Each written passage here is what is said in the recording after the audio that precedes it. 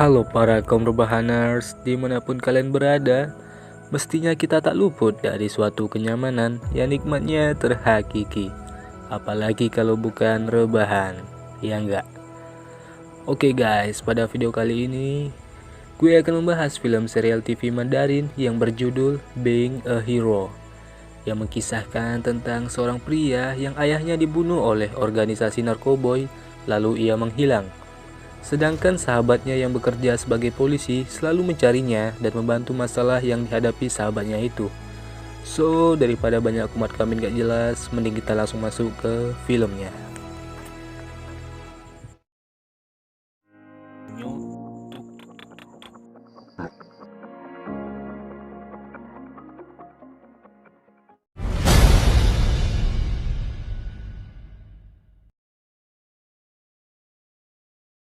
Dibuka dengan seorang yang dikejar-kejar oleh seseorang dikarenakan gak tahu hingga orang tersebut terpeleset jatuh ke sungai. Yang membuat seseorang bernama Chen Yu terbangun dari tidurnya dikarenakan mimpi indahnya itu. Suara telepon berbunyi memberi informasi telah terjadinya pembunuhan. Di TKP terdapat banyak polisi serta medis yang sedang menyelidiki kasus pembunuhan tersebut. Polisi menginterogasi tersangka bernama Yang Sengguang yang dekat dengan si korban bernama Hu Qingsan agar mendapatkan informasi. Chen Yu mulai menganalisis TKP pembunuhan yang merupakan toko restoran dengan teliti dan menyuruh Yang Sengguang melakukan apa yang ia suruh. Yang Sengguang berkata kalau toko restoran ini merupakan toko miliknya yang ia sewakan kepada Hu Qingsan, si korban yang terlibat narkoboy. Seorang kepala polisi yang bernama Wang jengkel kepada Chen Yu yang masih menanyai tentang kasus. Ia menyuruh Chen Yu melakukan tugas dengan benar. Tak selang beberapa lama, datang Ketua Divisi Pemberantasan Narkoboy Biro Keamanan Publik Kabupaten Yunhe bernama Kai Liu Ha yang ingin melihat bentuk narkoboynya. Chen Yu memberikan narkoboy jenis baru berbentuk pil obat berwarna kuning. Ia menjelaskan kronologi kejadian pembunuhan dengan detail dari hasil analisanya yang ia selidiki.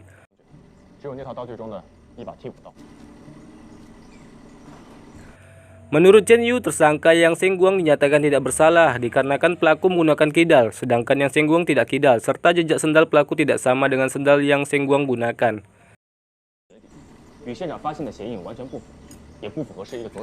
Di penyelidikan selanjutnya, Chen Yu menemukan serpihan liontin patah yang ia sendiri mengingat sesuatu. Serpihan liontin tersebut mengarahkan seseorang dengan kondisi tubuh dan wajah yang terdapat luka bernama Wu Zhenfeng yang diduga pelaku pembunuhan sebenarnya. Kapten Liu sangat takjub dengan hasil analisis dan penjelasan Chen Yu yang lebih terarah. Namun, kepala Wang ini sepertinya tidak suka dengan kepintaran Chen Yu di depan Kapten Liu entah karena apa. Kepala Wang menyuruh Chen Yu mengecek kamera dashboard agar ia tidak menyombongkan kepintarannya di depan Kapten Liu. Tapi sebelum itu, Kapten Liu menawarkan Chen Yu untuk kembali ke divisi pemberantasan narkoboy. Sebelum sempat menjawab, Kepala Wang menyuruh Chen Yu segera pergi. Kapten Liu menanyakan siapa sebenarnya Chen Yu kepada Kepala Wang. Kepala Wang menjelaskan, Chen Yu merupakan junior kami yang selalu mendapat juara 1 di jurusannya. Dulu di awal, Chen Yu memang jurusan pemberantas narkoboy, tapi karena suatu kesalahan yang ia perbuat, kami mengubur talentanya itu selama 3 tahun yang sekarang menjadi polisi sipil biasa. Jika memang kau ingin memindahkannya ke divisi pemberantas narkoboy, kau bisa laporkan ke Kepala Birolin. Sebenarnya Kepala Wang juga takjub dengan kecerdasan yang dimiliki Chen Yu. Namun kesalahan yang dibuat Chen Yu membuat ia bersikap keras kepadanya. Dan kesalahan apa yang telah diperbuat Chen Yu, saya tidak tahu. Chen Yu memeriksa serpihan liontin kalung yang ia dapatkan tadi di TKP. Serpihan liontin tersebut terbuat dari batu gio yang sama persis dengan kalung yang dimiliki Chen Yu. Dan rupanya kalung tersebut dibelinya sepasang atau terdapat sepasang kalung yang satunya lagi dipakai oleh Wu Zhenfeng. Siapakah sosok Wu Zhenfeng ini dan hubungan apa yang dimiliki Chen Yu dengan Wu Zhenfeng? Saya tidak tahu. Chen Yu mendatangi kantor Birolin untuk mengajukan pemindahan status kerjanya menjadi divisi pemberantas narkoboy yang berarti Kapten Liu telah melaporkan Chen Yu kepada kantor Birolin. Tapi sebelum itu, Kepala Biro Keamanan Publik tingkat Kabupaten Yunhe bernama Lin Dezhan akan menginterogasi Chen Yu terlebih dahulu. Lin Dezhan menanyakan kesalahan apa yang telah ia perbuat pada masa lalu ketika bekerja di divisi pemberantas narkoboy. Pada misi pertamanya, Chen Yu melakukan kecerobohan sehingga orang tak bersalah mengetahui informasi rahasia polisi dan suatu kecelakaan yang tidak bisa dibayar.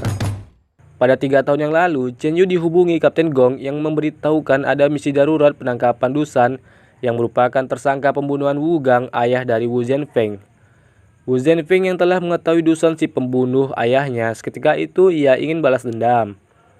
Chen Yu yang melihatnya menyuruh Wu Zhenfeng diam di sini karena ini merupakan tugas polisi dan mengurung Wu Zhenfeng agar tidak bertindak.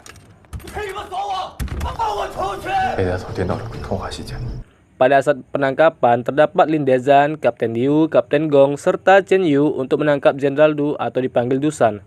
Dan inilah sosok makhluknya. Namun misi berjalan tidak mulus dikarenakan Wu Zhenfeng yang datang berniat membunuh Dusan sehingga menyebabkan kaki Kapten Gong tertembak dan menyebabkan cacat permanen. Dan Dusan sendiri berhasil kabur.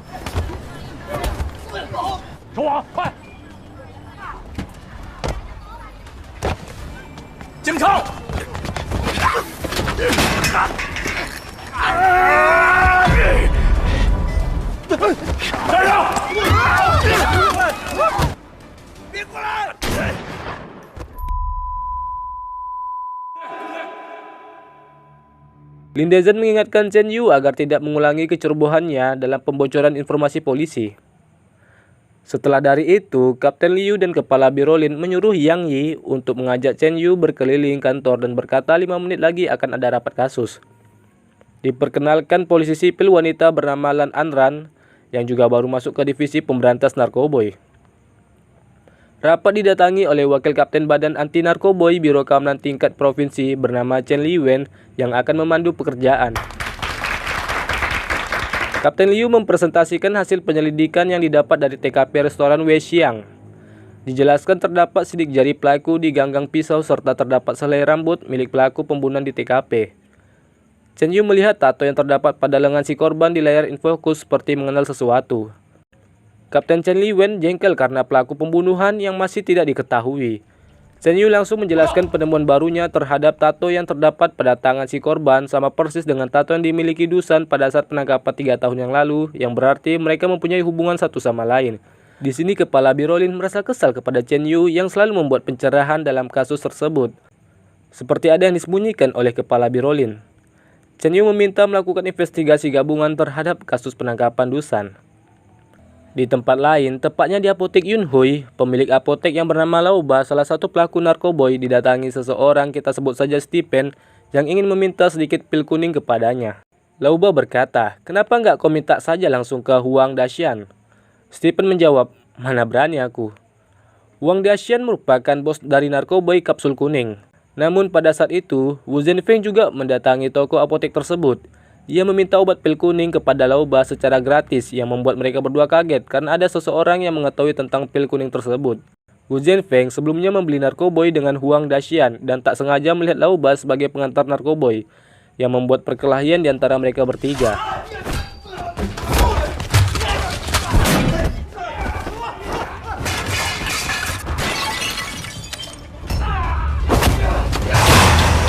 Wu Zhenfeng berhasil melumpuhkan mereka berdua dan langsung mengambil beberapa obat pil kuning yang telah diberitahu oleh Lauba. Sebelum pergi, ia mengenalkan dirinya sebagai kakak Feng.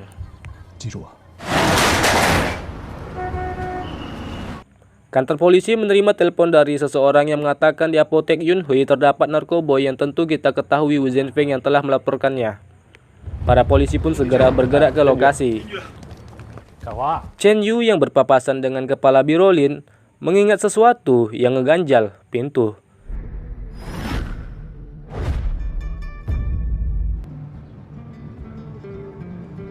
Di tempat apotek, Lauba menerima telepon yang bernama L yang berkata polisi akan segera datang ke tempatmu. Dan rupanya Kepala Biro Lin yang menelpon Lauba. Kabar tersebut membuat Lauba panik akan menyembunyikan narkoboynya di mana. Namun Stephen menawarkan untuk membawa narkoboy tersebut. Setelah Stephen pergi, Wu Zhenfeng mengikutinya dari belakang.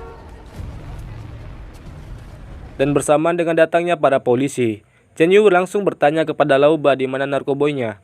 Lauba masih mengelak dengan berpura-pura tidak tahu apa-apa. Namun setelah diperiksa, Chen Yu menemukan narkoboy tersebut yang lupa Lauba sembunyikan sehingga polisi membawa Lauba ke kantor polisi. Stephen mengadu kejadian yang ia alami kepada Huang Daxian. Inilah sosok makhluknya. Stephen mengatakan, Biarkan saja Lauba ditangkap polisi. Biarkan aku yang menggantikan posisi Lauba sebagai pengedar narkoboy.